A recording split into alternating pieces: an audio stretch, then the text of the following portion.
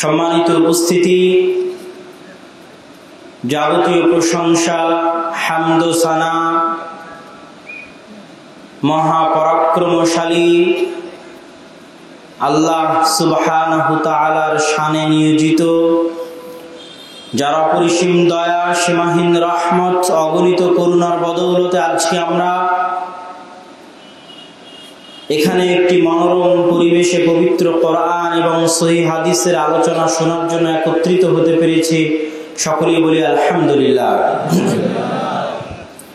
দরুদ ও সালাম বর্ষিত হোক পৃথিবীর সর্বশেষ এবং সর্বশ্রেষ্ঠ রাসূল আহমদ মুহাম্মদ মুস্তাফা সাল্লাল্লাহু আলাইহি ওয়াসাল্লামের প্রতি।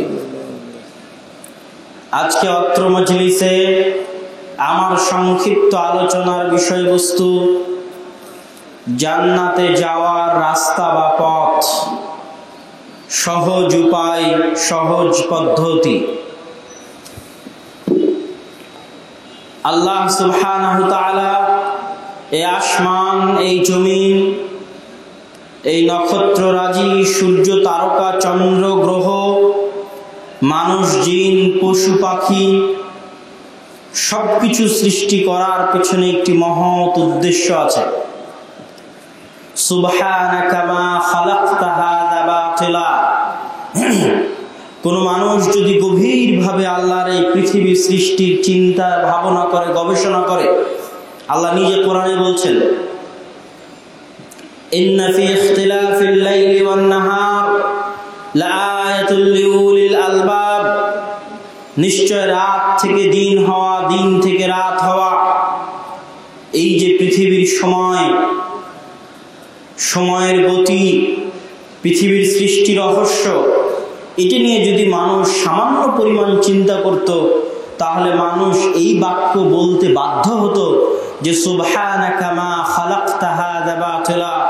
হে আল্লাহ, আপনি এই বিশাল পৃথিবী এমনি সৃষ্টি করেননি, খেল তামাশা হিসেবে সৃষ্টি করেননি। একটা ছোট্ট বাচ্চা যেমন খেলার ঘর তৈরি করে ভেঙে দেয়, এরকম খেল তামাশা হিসেবে আপনি এই পৃথিবী সৃষ্টি করেননি, বরং একটি মহৎ উদ্দেশ্য নিয়ে আপনি এই পৃথিবী সৃষ্টি করেছেন। এটা যে কোনো মানুষ যার সামান্য পরিমাণ বিবেক বুদ্ধি আছে, সে যদি চিন্তা করে গভীর থেকে গভীরভাবে, সে ধরতে পারবে। এই কথা আল্লাহ সুবহানাহু ওয়া তাআলা বলছেন। তাহলে আজকে আমরা যারা এখানে উপস্থিত আছি, পৃথিবীতে যারা আমরা মানুষ বিচরণ করছি, তাদের প্রত্যেককে সৃষ্টি করার পিছনে আল্লাহ সুবহানাহু ওয়া তাআলার একটা উদ্দেশ্য আছে। আর সেই উদ্দেশ্য হচ্ছে আল্লাহ সুবহানাহু ওয়া তাআলা মানুষকে পরীক্ষা করতে চান। আল্লাহ সুবহানাহু ওয়া তাআলা মানুষের জীবন এবং মৃত্যুকে সৃষ্টি করেছেন লিয়াবলুয়াকুম আইয়ুকুম আহসানু আমালা, যেন আল্লাহ সুবহানাহু ওয়া তাআলা পরীক্ষা করে দেখতে চান আমাদের মধ্যে কে উত্তম পুরস্কারের যোগ্য। যেমন আমরা খেলার আয়োজন করি, ছোট বাচ্চারা যেমন মোবাইলে গেম খেলে, এই রকম আপনি যদি এই পৃথিবীকে একটা সফটওয়্যার হিসেবে কল্পনা করেন, যেখানে আমাদেরকে আল্লাহ সুবহানাহু ওয়া তাআলা পাঠিয়েছেন এবং আমাদেরকে পথভ্রষ্ট করে জাহান্নামে নিয়ে যাওয়ার জন্য নির্ধারিত দায়িত্বপ্রাপ্ত শয়তান আছে।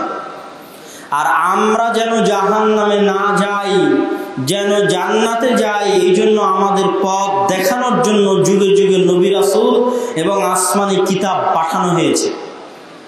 এখন মানুষের উপর নির্ভর করবে, মানুষ শয়তানের গোলামি করবে না নবী রাসূলদের অনুসরণের মাধ্যমে আল্লাহর গোলামি করবে। মানুষ জাহান্নামের রাস্তা বেছে নিবে না জান্নাতের রাস্তা বেছে নিবে।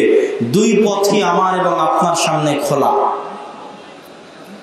তাহলে আমরা এই পৃথিবীতে আছি, আমরা তখনই সফল কাম, তখনই সাকসেসফুল। কেউ মনে করছে সে গোল্ডেন এ প্লাস পেলে সাকসেসফুল, কেউ মনে করছে সে চেয়ারম্যান হয়ে গেলে সাকসেসফুল, কেউ মনে করছে সে এমপি প্রধানমন্ত্রী হয়ে গেলে সাকসেসফুল, কেউ মনে করছে সে এত কোটি টাকা ইনকাম করলে সাকসেসফুল। আর আল্লাহ সুবহানাহু ওয়া তাআলা পবিত্র কোরআনে সাকসেসফুল, সফল হওয়ার স্পষ্ট মাপকাঠি উল্লেখ করে দিয়েছেন। ফামান যুহজিহা আনিন নার ওয়া উদখিলাল জান্নাহ ফাকাদ ফাজ।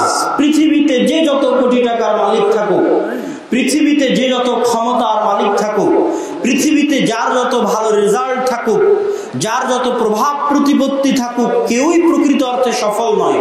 প্রকৃত অর্থে সফলকে মান যুহজিহা আনিন নার, যাকে জাহান্নামের আগুন থেকে দূরে সরিয়ে দেওয়া হলো, ওয়া উদখিলাল জান্নাহ, কিয়ামতের মাঠে যে দেখতে পাচ্ছে যে তাকে জান্নাতে প্রবেশ করিয়ে দেওয়া হলো এবং জাহান্নামের আগুন থেকে দূরে সরিয়ে দেওয়া হলো, ফাকাদ ফাজ, সেই ব্যক্তি একমাত্র সফলকাম।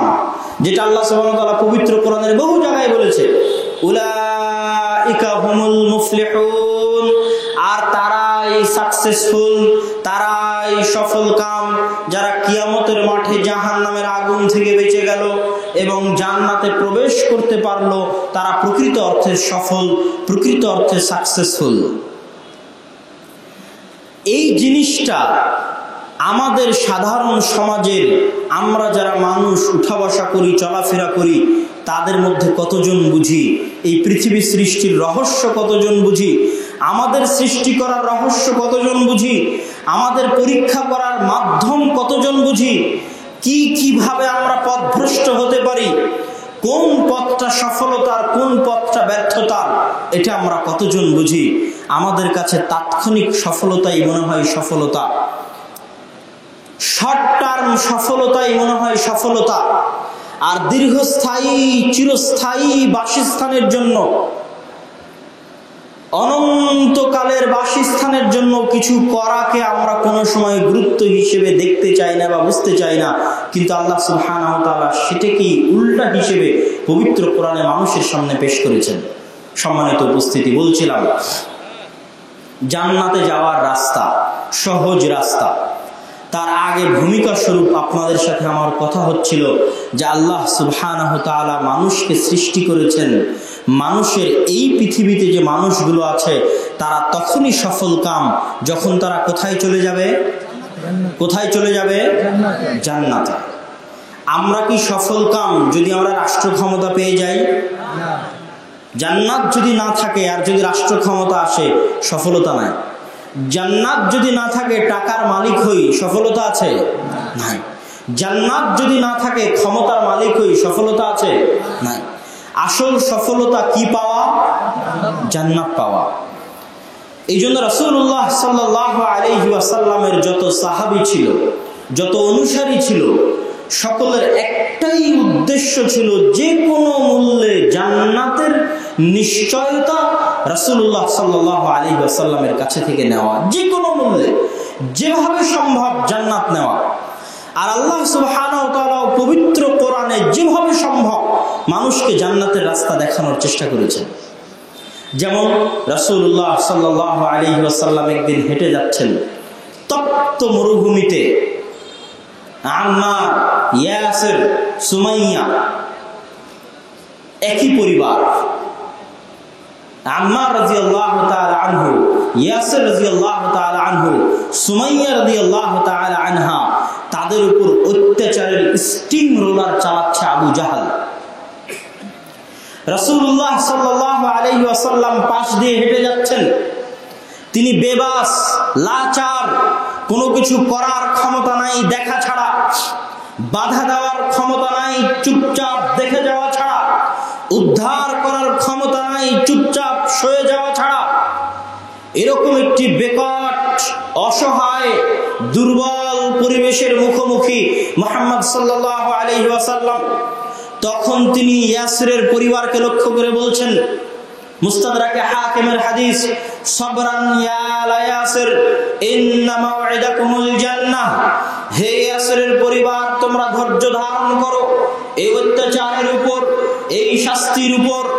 আমি মুহাম্মদ, তোমরা যদি এই অত্যাচার, এই শাস্তির উপর ধৈর্য ধারণ করো, আমি তোমাদেরকে এই গ্যারান্টি, নিশ্চয়তা দিতে পারবো না যে আজকে এই অত্যাচার সহ্য করলে কালকে তোমরা ক্ষমতার মালিক হবে, আজকে জুলুম সহ্য করলে কালকে তোমরা টাকার মালিক হবে, আজকে নির্যাতন সহ্য করলে কালকে তোমরা প্রভাব প্রতিপত্তি, সমাজে সম্মান মর্যাদার মালিক হবে।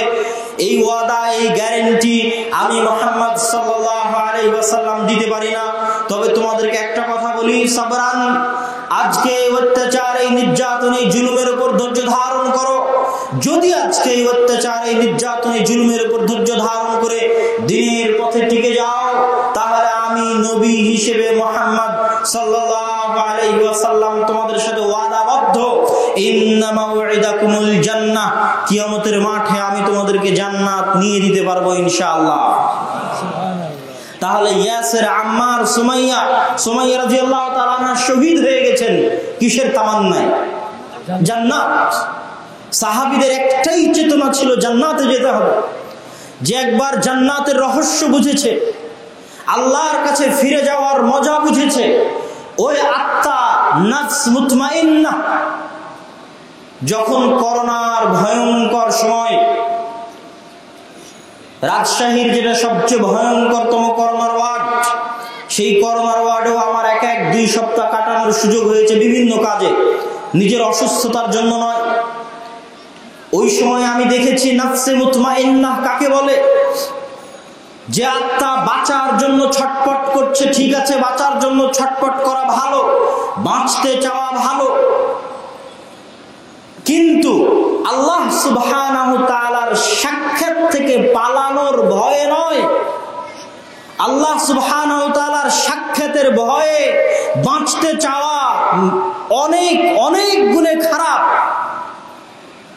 আল্লাহ সুবহানাহু তাআলার সাথে দ্রুত নফসে মুতমাইন্না নিয়ে সাক্ষাৎ করা, মানুষ বাঁচার আকুতি, বাঁচার মিনতি, এই অক্সিজেনে না হলে অক্সিজেনের পাওয়ার বাড়িয়ে দাও, ওই অক্সিজেনে না হলে আইসিইউতে নিয়ে যাও, নাকের মধ্যে পাইপ দিয়ে অক্সিজেন দিবে, তবুও বেঁচে থাকতে হবে, মরা যাবে না, মরার ভয়।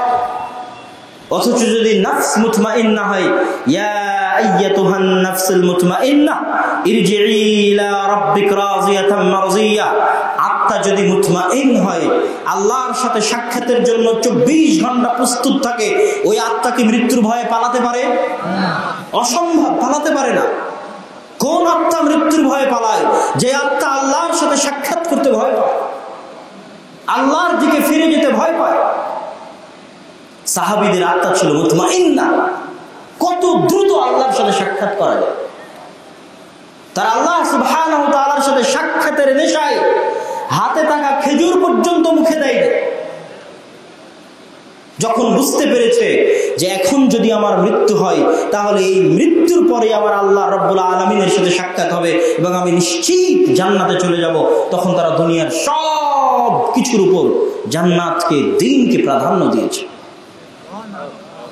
তাহলে জান্নাতের এই মায়া, এই ভালোবাসা এবং দুনিয়ার এই অস্থায়ী ক্ষণস্থায়ী জীবনের অসারতা, এই ক্ষণস্থায়ী জীবনের মূল্যহীনতা, এই ক্ষণস্থায়ী জীবনের যে কোনো মূল্য নাই, কোনো দাম নাই, এটা বুঝতে পারা প্রকৃত সফল হওয়ার মাপকাঠি। আপনি কখন বুঝতে পারবেন?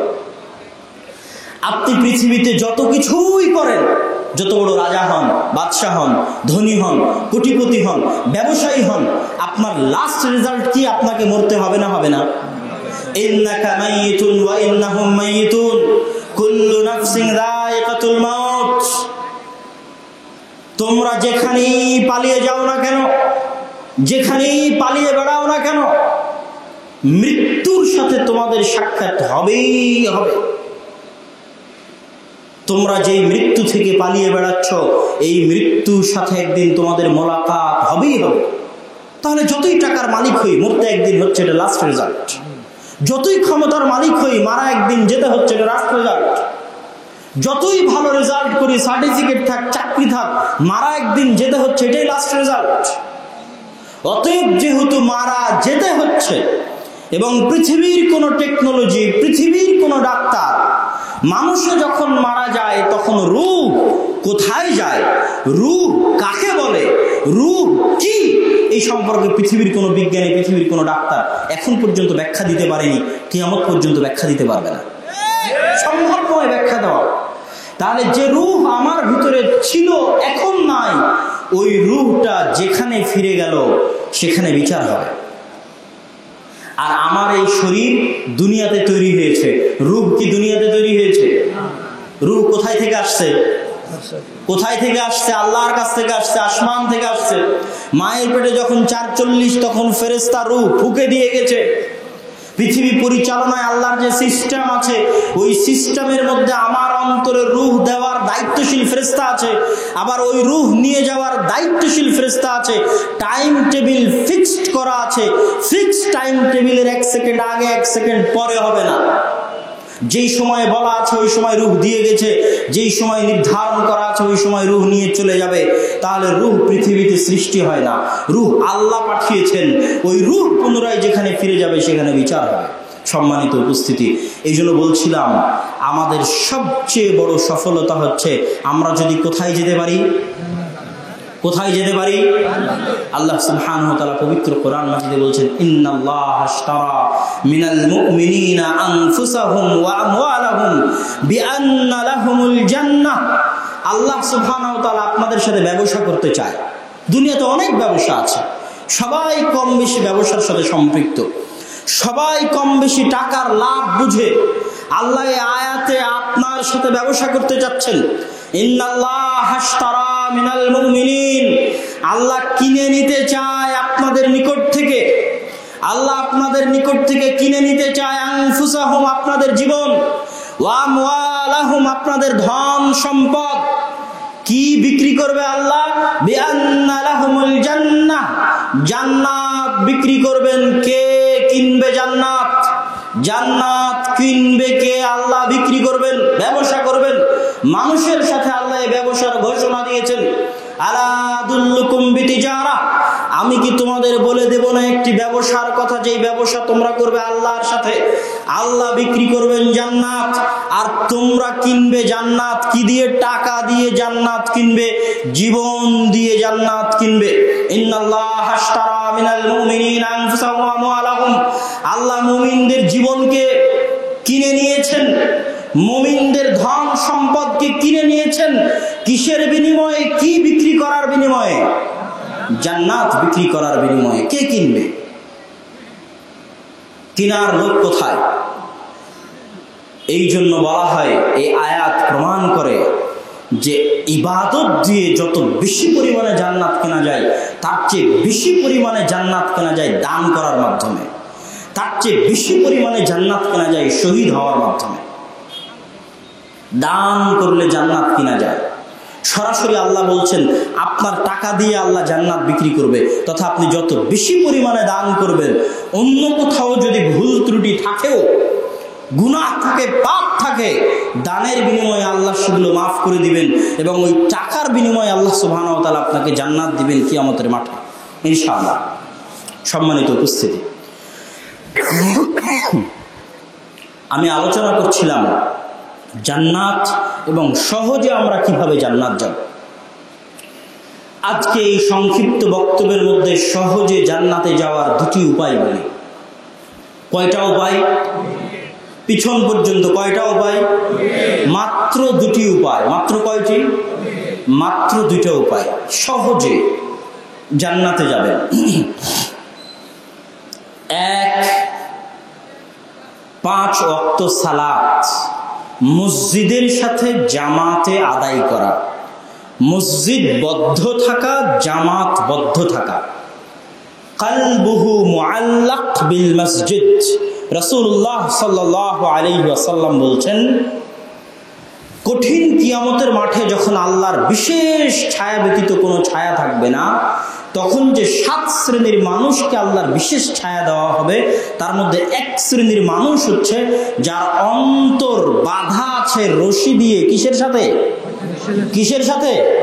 মসজিদের সাথে। অন্তরকে বাঁধা আছে মসজিদের সাথে।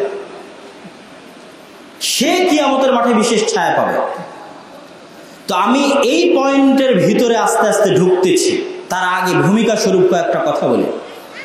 জান্নাতে যেতে চান, দুনিয়া থেকে জান্নাতের রাস্তা নির্ধারিত হয় মসজিদ থেকে। কোথায় থেকে? কোথায় থেকে? একটু জোরে বলতে হবে, পিছন বন্ধ। কোথায় থেকে? যে মসজিদে আছে ও জান্নাতে গেছে, যে মসজিদে নাই ওর জান্নাত নাই। কথা মনে হয় বুঝতে পারেনি আমার। পৃথিবী থেকে সরাসরি মসজিদে যাওয়ার জায়গা কোনটা? কোনটা? মসজিদ। কোনটা? মসজিদ। আজকে যে মসজিদে আছে কালকে ও জান্নাতে গেছে, আজকে যে মসজিদে নাই কালকে ও জান্নাতে নাই। পৃথিবীর সাথে জান্নাতের সবচেয়ে শক্তিশালী যোগাযোগ কিসের? সবচেয়ে শক্তিশালী যোগাযোগ মসজিদের। 5 ওয়াক্ত সালাত, 5 ওয়াক্ত সালাত মসজিদে জামাতবদ্ধ অবস্থায় আদায় করা। কি জন্য এটাকে সবচেয়ে গুরুত্বপূর্ণ, সবচেয়ে গুরুত্ব দিয়ে সবার আগে 1 নম্বরে উল্লেখ করা হলো? ইমাম ইবনুল কাইয়িম রাহিমাহুল্লাহ হুকমু তারিকিস সালাত বইয়ের মধ্যে লিখছেন, আল্লাহ সুবহানাহু ওয়া তাআলার আদেশ লঙ্ঘন করা বেশি বড় গুনাহ আল্লাহর নিষেধ অমান্য করার চাইতে। আল্লাহর আদেশ অমান্য করা বেশি বড় গুনাহ আল্লাহর নিষেধ লঙ্ঘন করার চাইতে। আল্লাহ সুবহানাহু ওয়া তাআলা সারা পৃথিবীর সকল মুসলমানকে একটাই আদেশ দিয়েছেন করার মতো, একটি আদেশ করার মতো, সেটা হচ্ছে সালাত। আচ্ছা, বাকিগুলোকে কেন উল্লেখ করলাম না? সারা জীবনে যদি সামর্থ্য থাকে তাহলে হজ করতে হবে, সামর্থ্য না থাকলে কি হজ করতে হবে? তার মানে যে গরিব তার জন্য কি আল্লাহর হজের আদেশ আছে? তার মানে যার হজে যাওয়ার রাস্তা নাই, করোনার কারণে হজের মৌসুম বন্ধ, যুদ্ধের কারণে বন্ধ, বহু দূরের পথ, তার জন্য কি আল্লাহর আদেশ আছে হজ করার? নাই। যে গরিব তার জন্য কি জাকাতের আদেশ আছে? যে নিসাব পরিমাণ সম্পদের মালিক হয়নি তার জন্য কি জাকাতের আদেশ আছে? নাই।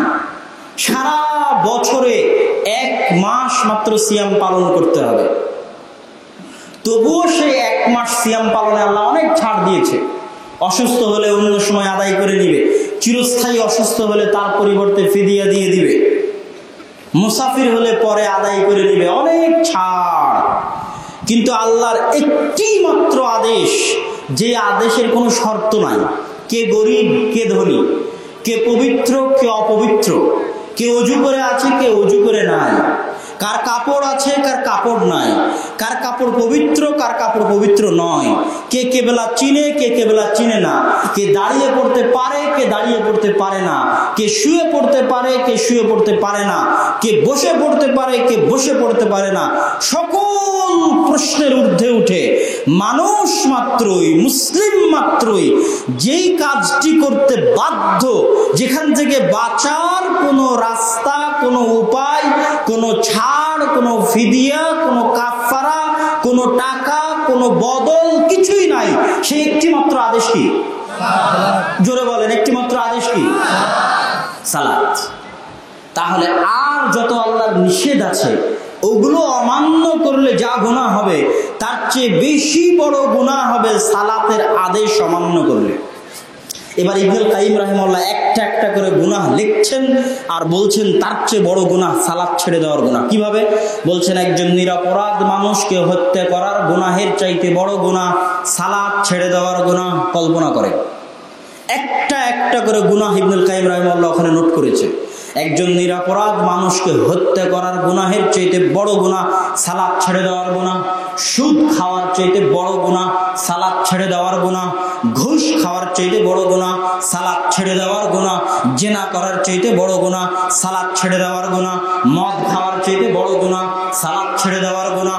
বিড়ি খাওয়ার চাইতে বড় গুনাহ সালাত ছেড়ে দেওয়ার গুনাহ। টাকনুর নিচে কাপড় পরার চাইতে বড় গুনাহ সালাত ছেড়ে দেওয়ার গুনাহ। দাড়ি কাটার চাইতে বড় গুনাহ সালাত ছেড়ে দেওয়ার গুনাহ। একের পর এক উনি যত গুনাহের কাজ আছে সব গুনতে দেখেছেন আর বলতে দেখেছেন, শিরকের পরে আসমানের নিচে জমিনের উপর এর চেয়ে বড় গুনাহ নাই যে মানুষ সালাত পরিত্যাগ করে দেবে, এর চেয়ে বড় গুনাহ নাই। আর সালাত পরিত্যাগ করে দিলে, মসজিদ পরিত্যাগ করে দিলে আপনার নাম ইসলামের খাতা থেকে, মুসলমানদের জামাতের খাতা থেকে, মুসলমানদের সমাজের খাতা থেকে, জামাআতুল মুসলিমিনের খাতা থেকে আপনার নাম কাটা পড়ে যাবে। আপনার মৃত্যু হবে জাহিলিয়াতের মৃত্যু, আপনার মৃত্যু হবে ইসলাম বিচ্ছিন্ন অবস্থায় মৃত্যু, আপনার মৃত্যু হবে জামাত বিচ্ছিন্ন মৃত্যু। যদি আপনি মসজিদ বিচ্ছিন্ন থাকেন তাহলে, যদি আপনি সালাত বিচ্ছিন্ন থাকেন তাহলে, কেন সালাতের এত গুরুত্ব? আপনি ক্লাসে ভর্তি হয়েছেন, স্কুলে ভর্তি হয়েছেন, স্কুলের অনেক নিয়ম কানুন আছে, এটা করা যাবে না, এটা করা যাবে না, এটা করা যাবে না, এই সেই সবগুলো নিয়ম কানুন মানলেন, কিন্তু ক্লাসেই গেলেন না। ভর্তি হয়ে লাভ আছে বলেন? আপনার ভর্তি টিকবে? সব নিয়ম মেনেছেন, স্কুলে ফি দিতে হবে, ফি দিয়েছেন, মোবাইল ব্যবহার করা যাবে না, করেননি, ড্রেস পরতে হবে, ড্রেস পরেছেন, যা নিয়ম কানুন আছে সব মেনেছেন, কিন্তু কোথায় থেকে অনুপস্থিত? ক্লাস থেকে অনুপস্থিত। ক্লাস থেকে যদি টানা অনুপস্থিত থাকেন, ছাত্র থাকবেন? স্কুলের ছাত্র দাবি করতে পারবেন? আপনি সবই মানলেন, সালাত আদায় করলেন না, তাহলে একটা হিন্দুর মধ্যে আর আপনার মধ্যে কোনো পার্থক্য নাই। এটা আল্লাহ রাসূল বলে গেছে, একটা হিন্দুর মধ্যে আপনার মধ্যে পার্থক্য নাই। কত হিন্দু নিবেন আপনি? সুদ খায় না, ঘুষ খায় না, জেনা করে না, ব্যভিচার করে না, মদ খায় না, ভালো মানুষ, কত হিন্দু, অসংখ্য হিন্দু আছে। তাহলে ওই হিন্দু আর আপনার মধ্যে পার্থক্য কি? কিসের পার্থক্য বলেন তো? সালাতের পার্থক্য। কিসের পার্থক্য? কিসের পার্থক্য? সালাতের পার্থক্য। আল ফারকু বাইনাশ শিরকি ওয়াল ঈমান, আল ফারকু বাইনাল মুমিনি ওয়াল কুফর, ঈমান এবং কুফরের মধ্যে, শিরক এবং তাওহীদের মধ্যে পার্থক্য সৃষ্টিকারী হচ্ছে সালাত।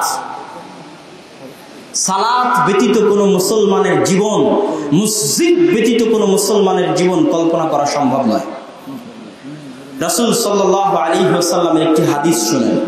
রাসূল সাল্লাল্লাহু আলাইহি ওয়াসাল্লাম বলছেন, মা মিন ক্বরিয়াতিন, এমন কোন গ্রাম যেখানে 2 বা তার বেশি মুসলমান বসবাস করে।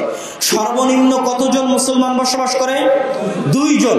এমন কোন গ্রাম হোক, মরুভূমি হোক, জঙ্গল হোক, সমুদ্র হোক, সারা পৃথিবীতে যে কোনো এলাকা হোক, খ্রিস্টান অধ্যুষিত এলাকা হোক, ইহুদি অধ্যুষিত এলাকা হোক, হিন্দু অধ্যুষিত এলাকা হোক, নিরিবিলি জায়গা হোক, মরুভূমি হোক, সাহারা মরুভূমি হোক, আটলান্টিক সাগর হোক, আফ্রিকার জঙ্গল হোক, কয়জন মুসলমান আছে? 2 জন মুসলমান আছে। এই 2 জন মুসলমান যদি আজান দিয়ে, ইকামত দিয়ে, জোরে আজান, আল্লাহু আকবার, আল্লাহু আকবার, জোরে আজান দিয়ে, ইকামত দিয়ে জামাত কায়েম না করেছে, ইল্লাস্তাহওয়াযা আলাইহিমুশ শাইতান, তাহলে এই মুসলমানদেরকে শয়তান খেয়ে ফেলবে, যেমন ভাবে পালবিহীন ভেড়াকে নেকড়ে বাঘে খেয়ে ফেলে।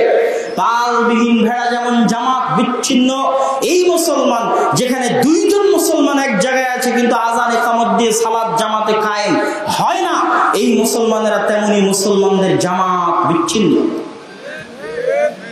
এইরকম জায়গায় কোন মুসলমানের বসবাস করা হারাম, যেখানে 2 জন মুসলমান জোরে আজান এবং ইকামত দিয়ে সালাত কায়েম করতে পারবে না জামাতে, সেখানে মুসলমানের বসবাস করা হারাম।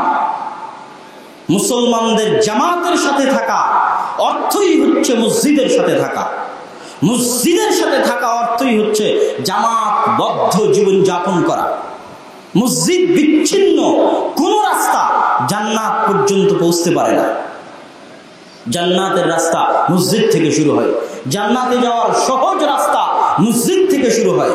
এই জন্য সব মুসলমানকে, সারা পৃথিবীর সকল মানুষকে জান্নাতে যেতে হলে কোথায় আসতে হবে? মসজিদে আসতে হবে। আফদালুল বুকা আলা ওয়াজহিল আরজ, জমিনের উপরে সর্বশ্রেষ্ঠ জায়গা কোনটি? আর সর্বনিকৃষ্ট জায়গা কোনটি? বাজার। আর সর্বোৎকৃষ্ট, সবচেয়ে উত্তম জায়গা হচ্ছে মসজিদ। সব নবী রাসূল তাদের জীবন কাটিয়েছেন মসজিদ কেন্দ্রিক। মসজিদ আবাদ করা, মসজিদের খেদমত করা নবী রাসূলদের কাজ, দায়িত্ব। وَإِذْ قَالَتِ امْرَأَةُ عِمْرَانَ رَبِّ إِنِّي نَذَرْتُ لَكَ مَا فِي بَطْنِي مُحَرَّرًا فَتَقَبَّلْ مِنِّي।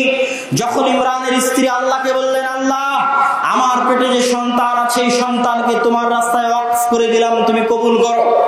ফালাম্মা ওয়াদাআত ক্বালাত রাব্বি ইন্নী ওয়াদাতুহা উনসা, যখন সন্তান প্রসব হলো তখন মারিয়ামের মা ইমরাতু ইমরান বলছে, আল্লাহ আমি তো মেয়ে সন্তান প্রসব করেছি, কিন্তু আমি তো পেটের সন্তানকে আল্লাহর রাস্তায় ওয়াকফ করেছি। মেয়ে সন্তান কিভাবে আল্লাহর রাস্তায় ওয়াকফ হয়ে কাজ করবে সেটা তিনি বুঝতে পারছিলেন না। ওয়াল্লাহু আ'লামু বিমা ওয়াদাআত, আল্লাহ খুব ভালোভাবেই জানেন যে মারিয়ামের মা কি সন্তান প্রসব করেছে, আল্লাহ আগে থেকেই জানেন। তারপরে যখন জাকারিয়া আলাইহিস সালাতু ওয়াস সালাম তার দায়িত্ব নিলেন, তখন আল্লাহ কোরআনে সেখানে বলছে, কুল্লামা দাখালা আলাইহা জাকারিয়াল মিহরাব ওয়াজাদা ইনদাহা রিজকা ক্বালা ইয়া মারইয়াম আন্না লাকি হাযা ক্বালাত হিয়া মিন ইনদিল্লাহ ইন্নাল্লাহা ইয়ারযুকু মান ইয়াশা বিগাইরি হিসাব। যখনই জাকারিয়া আলাইহিস সালাতু ওয়াস সালাম মারিয়ামের নিকটে প্রবেশ করেন তখনই দেখেন অসময়ের ফল, অসময়ের খাবার। তখন তিনি জিজ্ঞেস করেন, ইয়া মারিয়াম আন্না লাকি হাদা, হে মারিয়াম এই অসময়ের খাবার কোথায় থেকে আসে? ক্বালাত হিয়া মিন ইনদিল্লাহ, অসময়ের খাবার আল্লাহর পক্ষ থেকে আসে। ইন্নাল্লাহা ইয়ারযুকু মান ইয়াশা বিগাইরি হিসাব, আল্লাহ যাকে ইচ্ছা চান তাকে বেহিসাব রিজিক দান করেন, যাকে ইচ্ছা চান তাকে বেহিসাব রিজিক দান করেন। এটা আল্লাহ সুবহানাহু ওয়া তাআলার ইচ্ছা। এখান থেকে কি বুঝাতে চাচ্ছি? এখান থেকে বুঝাতে চাচ্ছি যে মারিয়াম আলাইহিস সালাতু ওয়াস সালাম, যাকে তার মা আল্লাহর রাস্তায় ওয়াকফ করেছিলেন, যিনি ঈসা আলাইহিস সালাতু ওয়াস সালামের মা ছিলেন, সেই মারিয়াম আলাইহিস সালাতু ওয়াস সালামের ওয়াকফ করা মানে হচ্ছে তিনি মসজিদের খাদেম ছিলেন। কিসের খাদেম ছিলেন? কোন মসজিদের? আল মসজিদুল আকসা বা বাইতুল মুকাদ্দাসের খাদেম ছিলেন। মসজিদের খিদমত করা নবীদের স্বভাব, মসজিদের সাথে সম্পৃক্ত থাকা নবীদের জীবন। ইব্রাহিম এবং ইসমাঈল আলাইহিস সালাতু ওয়াস সালাম মিলে যখন পবিত্র কাবা ঘর তৈরি করছেন তখন আল্লাহ সুবহানাহু ওয়া তাআলা কোরআনের মধ্যে বলছে, ওয়া ইয ইয়ারফাউ ইব্রাহিমুল কওয়াইদা মিনাল বাইত ওয়া ইসমাঈল, যখন ইব্রাহিম এবং ইসমাঈল মিলে কাবা ঘরের একটা পাথরের পর আরেকটা পাথর রাখছে এবং আল্লাহর নিকটে দোয়া করে বলছে, রব্বানা তাকাব্বাল, হে আল্লাহ এই যে ঘর তৈরি করছে, ঘর তৈরি করাকে আপনি কবুল করুন। এই আয়াতের পরে এবার আল্লাহ বলতে থাকলেন ইব্রাহিম আর ইসমাঈলকে, ওয়াতাহির বাইতিয়া লিত-তাইফিনা ওয়াল আকিফিনা ওয়ার রুকআইস সুজুদ, হে ইব্রাহিম হে ইসমাঈল তোমরা কাবা ঘর তৈরি করেছো, এখন তোমাদের দায়িত্ব হচ্ছে এই কাবা ঘর সিজদাকারীদের জন্য, রুকুকারীদের জন্য, তাওয়াফকারীদের জন্য পরিষ্কার রাখা, ঝাড়ু দেওয়া, মোছা, পরিষ্কার পরিচ্ছন্ন রাখা, এটা তোমাদের বাপ বেটার দায়িত্ব। তাহলে মসজিদের খাদেম কে? নবী। মসজিদের খাদেম কে? নবী। এবং ইসমাঈল আলাইহিস সালাতু ওয়াস সালামের পরবর্তী বংশধরেরা মুহাম্মদ সাল্লাল্লাহু আলাইহি ওয়াসাল্লাম পর্যন্ত সবাই কিসের খাদেম ছিলেন? বাইতুল্লাহর খাদেম ছিলেন। আল্লাহ রাসূলের দাদা আব্দুল মুত্তালিব কিসের খাদেম ছিলেন? বাইতুল্লাহর খাদেম ছিলেন। তথা জান্নাতে যাওয়ার কোন রাস্তা, মসজিদ বিহীন কোন রাস্তা পৃথিবীতে নাই যেটা আপনাকে জান্নাতে নিয়ে যেতে পারবে। নবীদের জীবন ঘুরপাক খেতে থেকেছে মসজিদ কেন্দ্রিক। দুনিয়াতে যারাই জান্নাতে যেতে চায় তাদের জীবনও ঘুরপাক খেতে হবে কি কেন্দ্রিক? জোরে বলেন কি কেন্দ্রিক? মসজিদ কেন্দ্রিক। মসজিদ হবে আপনার সকাল সন্ধ্যা, মসজিদের খেদমত হবে আপনাদের পুরো পরিবারের কাজ, যেমন ইব্রাহিম আলাইহিস সালাতু ওয়াস সালামের পরিবারের কাজ ছিল। সম্মানিত উপস্থিতি, তাহলে জান্নাতে যাওয়ার এক নাম্বার জরুরি কর্তব্য হচ্ছে 5 ওয়াক্ত সালাত জামাতে আদায়ের মাধ্যমে মসজিদের সাথে সম্পৃক্ত থাকা, মুসলমানদের জামাতবদ্ধ থাকা, মুসলমানদের জামাত বিচ্ছিন্ন না থাকা। রাসূলুল্লাহ সাল্লাল্লাহু আলাইহি ওয়াসাল্লাম বলেছেন, মান ফারাকা আনিল জামাআহ, যে মুসলমানদের জামাত থেকে এক বিঘত পরিমাণ দূরে সরে গেল, তার কাজ থেকে ইসলাম দূরে সরে গেল।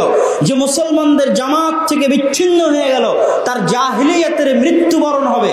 যে মুসলমানদের জামাত থেকে বিচ্ছিন্ন হয়ে গেল সরকার চাইলে তাকে হত্যা করতে পারে। মুফারিকুল জামাআকে, নাসাইর হাদিস, রাসূলুল্লাহ সাল্লাল্লাহু আলাইহি ওয়াসাল্লাম বলেন, লা ইয়াহিল্লু দামু মরিইন মুসলিমিন ইল্লা সালাসা, মুসলমানের রক্ত হারাম তবে 3 শ্রেণীর মুসলমানকে হত্যা করা যায়। বিবাহিত অবস্থায় জিনা করেছে এমন মুসলমানকে হত্যা করা যায়, আর এক নিরপরাধ মানুষকে হত্যা করেছে তাকে হত্যা করা যায়। 3 নাম্বার জামাত বিচ্ছিন্ন হয়ে গেছে যে তাকে হত্যা করা যায়। মুসলমানদের জামাত থেকে আলাদা হয়ে গেছে যে তাকে হত্যা করা যায়। জামাতবদ্ধ থাকা মানে মসজিদবদ্ধ থাকা, মসজিদ থেকেই জান্নাতের রাস্তা শুরু হয়। এই পর্বের আলোচনার শেষে ইব্রাহিম আলাইহিস সালাতু ওয়াস সালামের একটা দোয়া বলি। ইব্রাহিম আলাইহিস সালাতু ওয়াস সালাম আল্লাহর নিকটে দোয়া করছেন, রব্বি জাআলনি, হে আল্লাহ আপনি আমাকে ওয়া মিন যুররিয়্যাতি, এবং আমার বংশধরকে মুকিমাস সালাহ, হে আল্লাহ আপনি আমাকে এবং আমার বংশধরকে সালাত আদায়কারী বানান, নামাজি বানান। হে আল্লাহ আমার বংশে কেউ যেন বেনামাজি অবস্থায় মৃত্যুবরণ না করে। এটা কার দোয়া? কার দোয়া? যেন তার বংশে কেউ কি অবস্থায় মারা না যায়? বেনামাজি অবস্থায় মারা না যায়। বেনামাজি অবস্থায় মারা গিয়ে জান্নাতে যাওয়া সম্ভব নয়। এই জন্য আমার এবং আপনার চেষ্টা থাকতে হবে অন্তত মসজিদের সাথে সম্পৃক্ত অবস্থায় 5 ওয়াক্ত সালাত আদায় অবস্থায় যেন আমার এবং আপনার মৃত্যু হয়। বলেন আল্লাহুম্মা আমিন। জান্নাতে যাওয়ার দ্বিতীয় সহজ রাস্তা, জান্নাতে যাওয়ার দ্বিতীয় সহজ রাস্তা কোরআন। কি বলেন তো? একটু জোরে বলতে হবে, কি? কোরআন। কি জন্য কোরআনের কথা বললাম? আল কোরআন হুজ্জাতুন লাকুম আও হুজ্জাতুন আলাইকুম। কোরআন হচ্ছে আমার উপরে, আপনার উপরে, উম্মতে মুহাম্মাদের উপরে, মুহাম্মদ সাল্লাল্লাহু আলাইহি ওয়াসাল্লামের উপরে, সাহাবায়ে কেরামের উপরে, তাবেঈন ইজামের উপরে, আসমানের নিচে জমিনের উপরে যত দয়া আছে, যত নেয়ামত আছে, যত বরকত আছে, তার মধ্যে সবচেয়ে বড় দয়া, সবচেয়ে বড় নেয়ামত, সবচেয়ে বড় বরকতের মাধ্যম কি? কোরআন। রমজান মাসের ফজিলত আপনারা কত শুনেছেন। যখন রমজান মাস প্রবেশ করে আসমানের দরজা খুলে দেওয়া হয়, জান্নাতের দরজা খুলে দেওয়া হয়, গুল্লিকাত আবওয়াবুন নার, জাহান্নামের দরজা খুলে দেওয়া হয়, সুলসিলাতি শায়াতিন, শয়তানকে শৃঙ্খলাবদ্ধ করা হয়। এত প্রস্তুতি, এত রহমত, এত বরকত নিয়ে আল্লাহ কেন রমজান মাসে প্রস্তুত আছেন? এই জন্য যে শাহরু রমাদান আল্লাযী উনজিলা ফীহিল কোরআন, রমজান ওই মাস যেই মাসে কি অবতীর্ণ হয়েছে? কোরআন। তাহলে রমজানের সব বরকত কোরআনের বরকত। কিসের বরকত? রমজানের যত বরকত আছে সব বরকত কিসের বরকত? কোরআনের বরকত। লাইলাতুল কদরি খায়রুম মিন আলফি শাহর। লাইলাতুল কদর 1000 রাতের চেয়ে উত্তম, পৃথিবীর সর্বশ্রেষ্ঠ রাত। তানাজ্জালুল মালাইকাতু ওয়ার রূহ। ওই রাতে আসমান থেকে এত বেশি পরিমাণে ফেরেশতা দুনিয়ার মাটিতে নেমে আসে যে দুনিয়ার মাটিতে একটা ধূলিকণা, বালিকণা ফেরেশতার বরকত আচ্ছাদনের বাইরে থাকে না। পৃথিবীর প্রতিটি ধূলিকণা, বালিকণায় ওই রাতে ফেরেশতারা বরকত দিয়ে আচ্ছাদন করে ফেলে। ধূলিকণা, বালিকণার চাইতে বেশি পরিমাণে ফেরেশতা বরকত নিয়ে পৃথিবীতে নেমে আসে লাইলাতুল কদরের রাতে। কেন? ইন্না আনজালনাহু ফি লাইলাতিল কদর। এই রাতে কি অবতীর্ণ হয়েছে? কোরআন। আমার নবী মুহাম্মদ সাল্লাল্লাহু আলাইহি সাল্লাম সর্বশ্রেষ্ঠ নবী। কি জন্য? তার উপর কি অবতীর্ণ হয়েছে? কোরআন। আমার এবং আপনার জীবন সংক্ষিপ্ত, 50, 60, 70 বছর, কিন্তু মুসা আলাইহিস সালাতু ওয়াস সালামের কওমের হায়াত অনেক বেশি ছিল। ঈসা আলাইহিস সালাতু ওয়াস সালামের কওমের হায়াত বেশি ছিল। বানু ইসরাঈলদের কওমের হায়াত বেশি ছিল। নূহ আলাইহিস সালাতু ওয়াস সালামের কওমের হায়াত বেশি ছিল। আল্লাহ রাসূলের হাদিস, অতীতের কওমদের হায়াত বেশি হওয়ার পরেও আর উম্মতে মুহাম্মাদের হায়াত অল্প হওয়ার পরেও কিয়ামতের মাঠে উম্মতে মুহাম্মাদের আমলের পাল্লা, নেকির পাল্লা অতীতে চলে যাওয়া উম্মতদের চেয়ে বেশি হবে। 40 বছর বেঁচে থাকা একজন মুসলমানের নেকির পাল্লা 1000 বছর বেঁচে থাকা একজন বানু ইসরাইলের নেকির পাল্লার চেয়ে ভারী হবে। কিসের বরকতে? কওমে মুসা, কওমে ঈসা সূরা ফাতিহা জানতেন না, আর আপনি সূরা ফাতিহা জানেন এই বরকতে। আল্লাহু আকবার বলেন। এটা হচ্ছে কোরআনের বরকত। কোরআন সবচেয়ে শক্তিশালী কিতাব আসমানের নিচে জমিনের উপর। কত শক্তিশালী? রাসূলুল্লাহ সাল্লাল্লাহু আলাইহি ওয়াসাল্লাম বলেন, ইন্নাল্লাহা ইয়ারফা'ু বিহাযাল কিতাবি আকওয়ামান ওয়া ইয়াদউ বিহি আখারিন। আল্লাহ সুবহানাহু ওয়া তাআলা এই কিতাব দিয়ে এই উম্মতের একটা অংশকে উন্নতির সর্বোচ্চ শিখরে পৌঁছে দিয়েছেন, আর এই কিতাব দিয়ে এই উম্মতের একটা অংশকে অধঃপতনের অতল তলে নামিয়ে দিয়েছেন এই উম্মতেরই। তাহলে এই উম্মতের যে অংশকে আল্লাহ সর্বোচ্চ শিখরে পৌঁছে দিয়েছেন কিতাব দিয়ে, তার মানে ওই অংশ আবু বকর, ওমর, ওসমান, আলী যাদের পায়ের নিচে রোম পারস্য সাম্রাজ্য ধূলিসাৎ হয়ে গেছে, ওই অংশের নিকটে কোরআন যত উপরে ছিল, কোরআনের মর্যাদা, কোরআনের সম্মান, কোরআনের পাঠ, কোরআনের পঠন, কোরআনের শিক্ষা যত ব্যাপক আকারে তাদের সমাজ, তাদের রাষ্ট্রে, তাদের ব্যক্তিগত জীবনে ছিল, তাদের মান মর্যাদা, তাদের প্রভাব, তাদের সম্মান আল্লাহ সেই মাপে বাড়িয়ে দিয়েছে। আর আমার এবং আপনার সমাজে কোরআনের মান যত নিচে, সারা পৃথিবীর মধ্যে আমার এবং আপনার সম্মান তত নিচে। আমার এবং আপনার অপমানের মাত্রা, লাঞ্ছনার মাত্রা পৃথিবীর বুকে। রোহিঙ্গাদের লাঞ্ছনার মাত্রা বলেন, আফগানিস্তান, ইরাক, লিবিয়া, সিরিয়ার মুসলমানদের লাঞ্ছনার মাত্রা বলেন, আমার এবং আপনার অপমান লাঞ্ছনার মাত্রা বলেন, এটার মাপকাঠি হচ্ছে আমার এবং আপনার জীবনে কোরআনের মূল্য কতখানি। বাংলাদেশের মতো একটি মুসলিম রাষ্ট্র, রাষ্ট্রের শিক্ষা ব্যবস্থার মধ্যে কোরআন শিক্ষার ব্যবস্থা নাই। রাষ্ট্রের সিলেবাসের মধ্যে কোরআন শিক্ষার ব্যবস্থা নাই। তাহলে যেই মুসলিম রাষ্ট্রের সিলেবাসের মধ্যে কোরআন শিক্ষার ব্যবস্থা নাই, ওই রাষ্ট্র কিভাবে আল্লাহ সুবহানাহু ওয়া তাআলার নিকটে সম্মানের দাবি করতে পারে? পারে না। আল্লাহ সুবহানাহু ওয়া তাআলা তো হাদিসে রাসূল সাল্লাল্লাহু আলাইহি ওয়াসাল্লাম তো বলে দিচ্ছেন যে এই উম্মতের একটা অংশ ওই পরিমাণে সম্মান পাবে যেই পরিমাণে তাদের জীবনে কোরআনের শিক্ষা আছে, কোরআনের চর্চা আছে, কোরআনের পঠন আছে এবং পাঠ আছে। তাহলে কোরআনের চেয়ে গুরুত্বপূর্ণ আমার এবং আপনার জীবনে কিছু আছে? কিছু আছে আমার এবং আপনার জীবনে গুরুত্ব? আল কুরআন হুজ্জাতুন লাকুম ওয়া আলাইকুম। কোরআন কিয়ামতের মাঠে আপনার পক্ষে কথা বলবে, অথবা কোরআন কিয়ামতের মাঠে আপনার বিপক্ষে কথা বলবে। চুপ থাকবে না। সিয়াম কিয়ামতের মাঠে আপনার পক্ষে কথা বলবে, কিন্তু বিপক্ষে কোনোদিনই কথা বলবে না। কথা মনে বুঝাতে পারি না। আপনি সিয়াম থাকেন, সিয়াম আপনার পক্ষে সুপারিশ করবে। সিয়াম থাকলেন না, সিয়াম কি কিছু বলবে, অভিযোগ দিবে? এরকম কোনো প্রমাণ কোরআন এবং হাদিসে পাওয়া যায় না। কিন্তু কোরআন আপনি পড়েন, পড়লেন তো কোরআন আপনার পক্ষে আল্লাহর দরবারে কথা বলবে।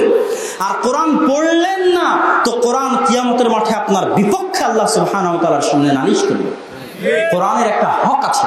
নিয়ামত যত বড়, সেই নিয়ামতের হক তত বড়। সবচেয়ে বড় নেয়ামত আমার এবং আপনার জীবনের সবচেয়ে বড় নেয়ামত কি বলেন তো? যে আমাদের বাড়িতে, আমাদের ঘরে, আমাদের কাছে আমরা কি পেয়েছি? কোরআন পেয়েছি। এর চেয়ে বড় নিয়ামত নাই। আর এই নিয়ামতের যদি আপনি অবমূল্যায়ন করেন, না পড়েন, না জানেন, না শিখেন, বাড়িতে না পড়েন, তাহলে আল্লাহর নিকট কি জবাব দিবেন? সবকিছু করার সময় হয়েছে, বিয়ে শাদী করার সময় হয়েছে, ব্যবসা বাণিজ্য করার সময় হয়েছে, কৃষি কাজ করার সময় হয়েছে, SSC, HSC, honours, masters, PhD degree করার সময় হয়েছে, বিসিএস পাশ করে সরকারি চাকরি করার সময় হয়েছে, ব্যবসা বাণিজ্যের সময় হয়েছে, সন্তান সন্ততি পালন করার সময় হয়েছে, বাড়ি গাড়ি তৈরি করার সময় হয়েছে। কি শিখার সময় হয়নি? কি শিখার সময় হয়নি? আল্লাহর সামনে উত্তর দিতে পারবেন? জবাব দিতে পারবেন? কোরআনবিহীন জীবন কুকুর শ্রীগালের মতো। আর ওই বাড়ি, যে বাড়িতে কোরআন পড়া হয় না, কবরের চাইতে অন্ধকার। মুসলমানের জীবন কোরআনবিহীন কল্পনা করা অসম্ভব। মুসলমানদের বাড়ি কোরআন পড়াবিহীন কল্পনা করা অসম্ভব। যত নবী রাসূল অতীতে চলে গেছে, সব নবী রাসূলের মর্যাদা তাদের সাথে শেষ হয়ে গেছে। ঈসা আলাইহিস সালাতু ওয়াস সালামকে আল্লাহ আসমানে উঠিয়ে নিয়েছে। তিনি যদি জীবিত ব্যক্তির গায়ে হাত দিতেন, মৃত ব্যক্তির গায়ে হাত দিলে জীবিত হয়ে যেত। অন্ধ ব্যক্তির চোখে হাত দিলে অন্ধ ব্যক্তির চক্ষুষ্মান হয়ে যেত। টাকলা মাথায় হাত দিলে চুল গজিয়ে যেত। ধবল রোগীর গায়ে হাত দিলে চামড়া ভালো হয়ে যেত। তিনি চলে গেছেন, আসমানে উঠে গেছেন, তার মর্যাদা চলে গেছে। মুসা আলাইহিস সালাম চলে গেছেন, তার লাঠি বিদায় নিয়েছে, তার হাতের শুভ্রতা বিদায় নিয়েছে। মুহাম্মদ সাল্লাল্লাহু আলাইহি সাল্লামের বিদায় নেওয়া 1400 বছর হলো। আল্লাহ সুবহানাহু ওয়া তাআলা তাকে জীবন্ত মর্যাদা দিয়েছেন। সেই মর্যাদা হচ্ছে কোরআন। হুদাল লিন-নাস, শুধু মুসলমানদের জন্য নয়, সারা পৃথিবীর প্রত্যেক মানুষের জন্য কোরআন এসেছে। সারা পৃথিবীর প্রত্যেকটা মানুষকে কোরআন পড়তে হবে, একবার হলো পড়ে দেখতে হবে। এই কোরআন দলিল, হুজ্জা, হয় আপনার বিপক্ষে, না হয় আপনার পক্ষে কিয়ামতের মাঠে। খুবই ভয়ঙ্কর কিতাব, আবার খুবই বরকতময় কিতাব, আবার খুবই শক্তিশালী কিতাব, আবার খুবই ভয়ঙ্কর কিতাব। তার নাম হচ্ছে কোরআন। সম্মানিত উপস্থিতি,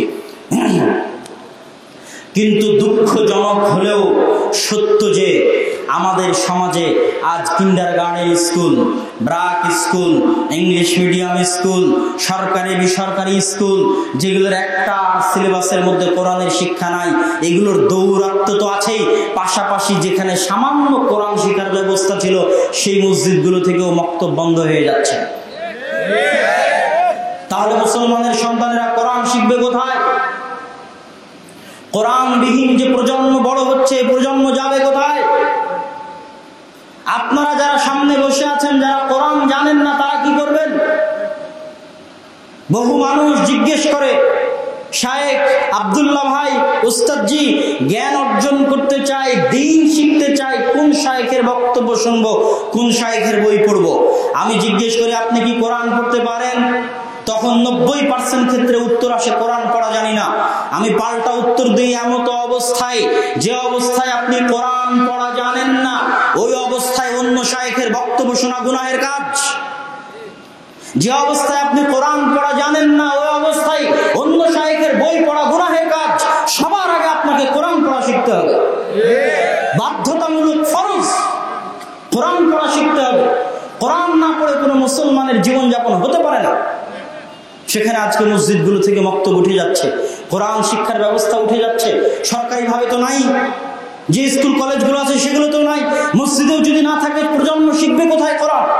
কোরআনবিহীন এই প্রজন্মের ভাগ্যে লাঞ্ছনা আছে, অপমান আছে, অত্যাচার আছে, জুলুম আছে। এই জন্য আমি বহু বক্তব্যে বলেছি, আজকেও আপনাদের সামনে বলে যাচ্ছি, একটা মসজিদে এসি দান করলে জানে কি হবে, একটা মসজিদে টাইলস কিনে দেওয়ার টাকা দিলে জানে কি হবে, একটা মসজিদে ছাদ ঢালাইয়ের জন্য রড কিনে দিলে জানে কি হবে, একটা মসজিদে ফ্যান লাইট কিনে দিলে জানে কি হবে, একটি ভাঙ্গা বেড়া ভাঙ্গা টিনের মসজিদে আলিফ বা তা সা শিখানোর ব্যবস্থা করার জন্য চক ডাস্টার বোর্ড কায়দা কোরআন ইমাম মুয়াজ্জিনের বেতনের ব্যবস্থা করে দিলে মসজিদে এসি কিনে দেওয়ার চাইতে আল্লাহর কসম, ওয়াল্লাহি আল্লাহর কসম, মসজিদে টাইলস কিনে দেওয়ার চাইতে ওয়াল্লাহি আল্লাহর কসম, মসজিদে রড কিনে দেওয়ার চাইতে ওয়াল্লাহি আল্লাহর কসম, ভাঙ্গা মসজিদ জীর্ণ শীর্ণ মসজিদে আলিফ বা তা সা শিখে দেওয়ার ব্যবস্থা করলে বেশি নেকি হবে, হতে হবে। এটাই কোরআন। এই কোরআনের মূল্য সমাজে থাকতে হবে, মসজিদে থাকতে হবে। আবাল বৃদ্ধ বনিতা সবাইকে কোরআন শিখতে হবে, সবাইকে সকাল সন্ধ্যা কোরআন পড়তে হবে, সবাইকে কোরআন বুঝার চেষ্টা করতে হবে। প্রত্যেকটা বাড়িতে কোরআন তেলাওয়াত হতে হবে প্রতিদিন। মুসলমানের বাড়িতে যদি কোরআন তেলাওয়াত না হয়, ওই বাড়ি কবরের চাইতে অন্ধকার, কল্পনা করা যায় না, অসম্ভব। আর যে মসজিদ কমিটি কোরআন শিক্ষার ব্যবস্থা করে দিতে পারবে না, ওই মসজিদ কমিটিকে 24 ঘন্টার মধ্যে পদত্যাগ করতে বাধ্য করতে হবে। ক্ষুধার্ত থাকলেও, ভুখা থাকলেও, ভিক্ষা করে খেলেও, সমাজের মানুষ সবাই ভিক্ষা করবে, সমাজের মানুষ সবাই ক্ষুধার্ত থাকবে, তবুও অন্তরে জাজবা থাকতে হবে, কে হাম ভুখা रहेंगे, ক্ষুধার্ত থাকবো, ভিক্ষা করব, তবুও মসজিদে মুসলমানের সন্তানের কোরআন শিক্ষার ব্যবস্থা নিশ্চিত করতে হবে। না হলে আপনি বলেন এই সন্তানেরা কোরআন শিখবে কোথায়? আর কোরআনবিহীন যে প্রজন্ম বড় হচ্ছে, এই প্রজন্ম ইসলামের পথে আসবে কিভাবে, থাকবে কিভাবে? যার জীবন কোরআনের বরকতে বরকত মণ্ডিত হয়নি, একদিনের জন্য, 1 ঘন্টার জন্য, 1 সপ্তাহের জন্য, 1 মাসের জন্য, সে দিনের পথে ফিরবে কিভাবে, আসবে কিভাবে? কত ভয়ঙ্করতার দিকে, ভয়াবহতার দিকে আমাদের এই সমাজ ধাবিত হচ্ছে, সেটা আপনাকে এবং আমাকে অনুধাবন করতে হবে। আজকে মসজিদের দায়িত্ব মসজিদ পালন করছে না। মসজিদ হচ্ছে মাল্টিফাংশনাল কমপ্লেক্স। শুধু সালাত আদায় করার মাধ্যমে মসজিদের দায়িত্ব শেষ হয় না। রাসূল সাল্লাল্লাহু আলাইহি সাল্লাম মসজিদকে ইসলামের অফিস হিসেবে ব্যবহার করেছেন। মারকাজুদ দাওয়া, মারকাজুল ইলম, জ্ঞানের কেন্দ্র, দাওয়াতের কেন্দ্র, এটা হচ্ছে মসজিদের দায়িত্ব। শুধু ফেতরার চাউল বন্টন করে দিয়ে আর কুরবানির গোশত বন্টন করে দিয়ে মসজিদের দায়িত্ব শেষ হয় না। শুধু মসজিদে একটি লাশ বহনের খাটলি রাখলে মসজিদের দায়িত্ব শেষ হয় না। সমাজের সবচেয়ে গুরুত্বপূর্ণ সদস্য হচ্ছে মসজিদ। আপনি জানতে চান, পরীক্ষা করতে চান, করেন।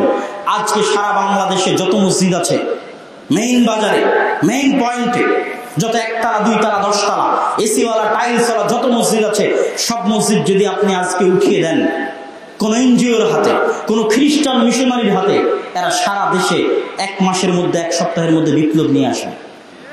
ওই জায়গাগুলো আপনি দখল করে আছেন, কিন্তু অকেজো, অচল, অথর্ব অবস্থায়। এটা মসজিদের দায়িত্ব নয়। ওখানে জ্ঞান চর্চার ব্যবস্থা থাকতে হবে, লাইব্রেরি থাকতে হবে, কোরআন শিক্ষার ব্যবস্থা থাকতে হবে। মুসলমানদের সমাজের মার্কাজ এবং সেন্টার হবে মসজিদ। সবচেয়ে গুরুত্বপূর্ণ রোল এবং ভূমিকা পালন করবে সমাজে মসজিদ। এটাই ইসলামী মসজিদের থিওরি। সম্মানিত উপস্থিতি, কোরআনবিহীন, কোরআন না পড়ে মুসলমানের জীবনযাপন হতে পারে না।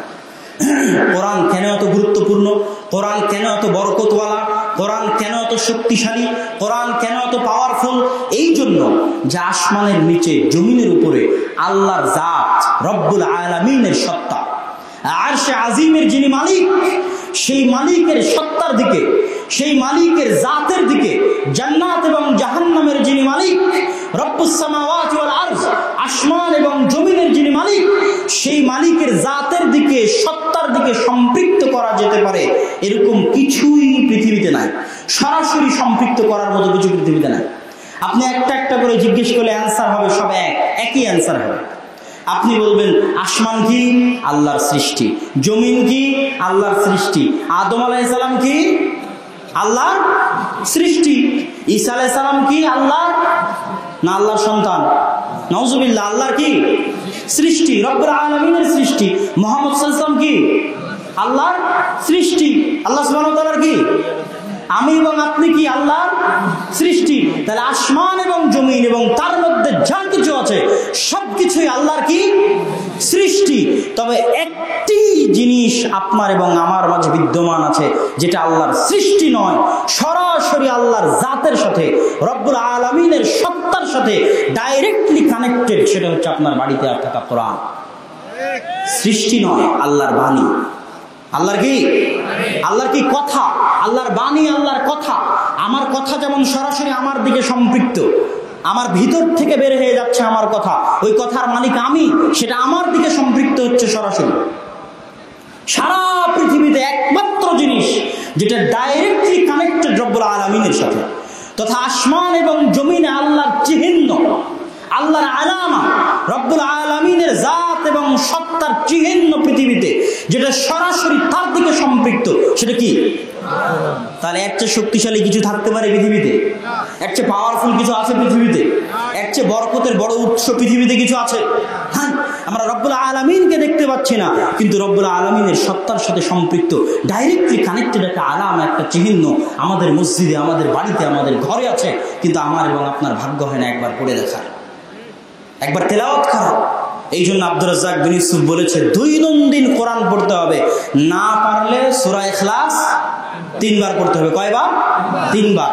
কোরআন প্রতিদিন পড়তেই হবে, না পারলে অন্তত সূরা ইখলাস 3 বার পড়তে হবে। সম্মানিত উপস্থিতি, সম্মানিত উপস্থিতি, তো আমি জান্নাতে যাওয়ার সহজ রাস্তা বলছিলাম। কয়টা রাস্তা বললাম এখন পর্যন্ত? এই 2টা রাস্তা বলার কথা দিয়েই বক্তব্য শুরু করেছিলাম। তার মধ্যে একটা রাস্তা ছিল জামাতবদ্ধ থাকা, মসজিদবদ্ধ থাকা, আর দ্বিতীয়ত বললাম কোরআন শিখা এবং কোরআন শিখানো, এবং এটা যেন আপনার মাথায়, আপনার ব্রেনে ইনস্টল হয়ে যায় যে আপনি যেখানে যাবেন, যে সমাজে যাবেন, যে এলাকায় যাবেন, প্রত্যেকটা মুসলমানের সন্তান যেন কোরআন শিখে বড় হয়। এবং কোন মুসলমান, আজকে যতজন উপস্থিত আছেন সবাই এখান থেকে মনে মনে ওয়াদা করে যাবেন যে আপনার যেন মৃত্যু না হয় কোরআন না পড়ে, এবং আপনার যেন মৃত্যু না হয় সালাত আদায় করেন না এমত অবস্থায় যেন আপনার মৃত্যু না হয়, বরং আপনার মৃত্যু যেন ওই অবস্থায় হয় যে অবস্থায় আপনার কোরআন পড়ার অভ্যাস আছে, যে অবস্থায় আপনার মসজিদে গিয়ে 5 ওয়াক্ত সালাত আদায় করার অভ্যাস আছে। বলেন আল্লাহুম্মা আমিন। আল্লাহ, আল্লাহর কসম করে বলছি, জান্নাতে যাওয়া কঠিন কিছু নয়। কোনো মানুষের মধ্যে যদি শুধু এই 2টা বৈশিষ্ট্যই থাকে, শুধুই এই 2টা বৈশিষ্ট্য, যে সে দৈনন্দিন কোরআন তেলাওয়াত করে এবং মসজিদের সাথে সম্পৃক্ত থাকে, 5 ওয়াক্ত সালাত আদায় করে, সে অনেক ধনী, অনেক রথী, মহারথীর চেয়ে অনেক আগে জান্নাতে পৌঁছে যাবে ইনশাআল্লাহ। আমরা কি ওয়াদাবদ্ধ হতে পারি না? একটু জোরে ইনশাআল্লাহ বলেন। ইনশাআল্লাহ। সম্মানিত উপস্থিতি, এখানে জালসার যারা আয়োজন করেছে তাদের ক্ষেত্রে এবং আমার পক্ষ থেকে বক্তব্যের শেষে কয়েকটা জরুরি কথা। এক, উক্ত জালসার আয়োজনের জন্য দান করার ক্ষেত্রে আল্লাহ সুবহানাহু ওয়া তাআলার একটি আয়াত আমি আপনাদের মনে করিয়ে দিতে চাই। আল্লাহ সুবহানাহু ওয়া তাআলা পবিত্র কোরআন মাজিদে বলছেন, ওয়া মিম্মা রাযাকনাহুম ইউনফিকুন, তোমার পকেটে যে টাকা আছে ওই টাকার মালিক তুমি নও, ওই টাকার মালিক কে? আল্লাহ। আপনি 100 বিঘা সম্পত্তির মালিক হলেও আসল মালিক কে? আপনি আজকে আছেন, কালকে নাই। আল্লাহ আপনার টাকা দান করতে বলেনি, আল্লাহর দেওয়া রিজিক দান করতে বলছে। এই সেন্স আমাদের কাজ করতে হবে। আল্লাহ বলেছে বিপদ আপদ হলে তোমরা কি বলো? ইন্না লিল্লাহি ওয়া ইন্না ইলাইহি রাজিউন। এর অর্থ কি আপনি বুঝেন? কেন আল্লাহ আমাকে এবং আপনাকে বলতে বলছে যে আমি আল্লাহর আর ফিরে যাব আল্লাহর দিকে? আমি যদি আল্লাহর হই তাহলে আমার টাকা পয়সা কার? আমার ধন সম্পদ কার? আমার সন্তান সন্ততি কার? তো আল্লাহর দেওয়া টাকা আল্লাহ নিয়ে নিল, তো আমার চিন্তা করার কিছু আছে? এটা হচ্ছে ইন্না লিল্লাহি ওয়া ইন্না ইলাইহি রাজিউনের অর্থ। অতএব আপনারা অবশ্যই যারা আপনাদের মধ্যে চাদর নিয়ে গেছে তাদেরকে অবশ্যই সহযোগিতা করবেন এই দ্বীনি কাজের জন্য। এবার আমার পক্ষ থেকে কয়েকটা জরুরি কথা। আজকের আপনাদের মধ্যে যে আলোচনা করলাম তার মধ্যে কোরআনের যে আলোচনাটা করলাম, এই আলোচনাকে কেন্দ্র করে আমাদের আল জামিআহ আস-সালাফিয়ার পক্ষ থেকে আদ-দাওয়া ইলাল্লাহর মাধ্যমে আমরা সারা বাংলাদেশে প্রায় 150টার মতো মক্তব আমাদের নিজেদের অর্থায়নে পরিচালনা করতেছি। বলেন আলহামদুলিল্লাহ। যে মক্তবগুলো বন্ধ হয়ে গেছিল, অর্থের অভাবে চলেনি, এবং আপনারা উদ্যোগ নেবেন যে যেখান থেকে আছেন। সবচেয়ে বড় দাওয়াতি কাজ, সবচেয়ে জরুরি দাওয়াতি কাজ কি? মসজিদে কি চালু করা? মক্তব চালু করা। ভিক্ষা করে হলেও মসজিদে মক্তব চালু রাখতে হবে, কোরআন শিক্ষার ব্যবস্থা চালু থাকতে হবে। দ্বিতীয়ত, আমরা প্রায় সিলেটের 100টার মতো বন্যায় ক্ষতিগ্রস্ত মসজিদে মক্তবের ব্যবস্থা করেছি। ক্ষতিগ্রস্ত মসজিদগুলো সংশোধন করে দিয়েছি দাওয়া ইলাল্লাহর পক্ষ থেকে। অতএব আপনারা আমাদের জন্য বেশি বেশি দোয়া করবেন যেন কোরআন শিক্ষার এই সংগ্রাম, কোরআন শিখানোর এই আন্দোলন নিয়ে বাংলাদেশে একটা মসজিদও যেন বাকি না থাকে যেই মসজিদে কোরআন শিক্ষার ব্যবস্থা থাকবে না, এরকম কোন মসজিদ যেন আল্লাহর রাস্তে বাকি না থাকে। বলেন ইনশাআল্লাহ। এবং আপনারাও এই সংগ্রামে অংশগ্রহণ করার চেষ্টা করবেন। যাওয়ার পূর্বে অবশ্যই আপনাদের নিকটে অনুরোধ থাকবে, মাসিক আল ইতিসাম যেটা আল জামিআহ আস-সালাফিয়ার মুখপাত্র, 1 কপি হলেও নিয়ে যাওয়ার চেষ্টা করবেন। এবং আমাদের যে বই পুস্তকগুলো আপনারা স্টলে পাবেন, স্টেজে পাবেন, সেই বই পুস্তকগুলো আপনারা অল্প মূল্যে, সুলভ মূল্যে নিয়ে যাওয়ার চেষ্টা করবেন। এবং সর্বোপরি আল জামিআহ আস-সালাফিয়ার জন্য দোয়া করবেন। আল্লাহ সুবহানাহু ওয়া তাআলা যেন এই প্রতিষ্ঠানকে কবুল করে। আল্লাহুম্মা আমিন।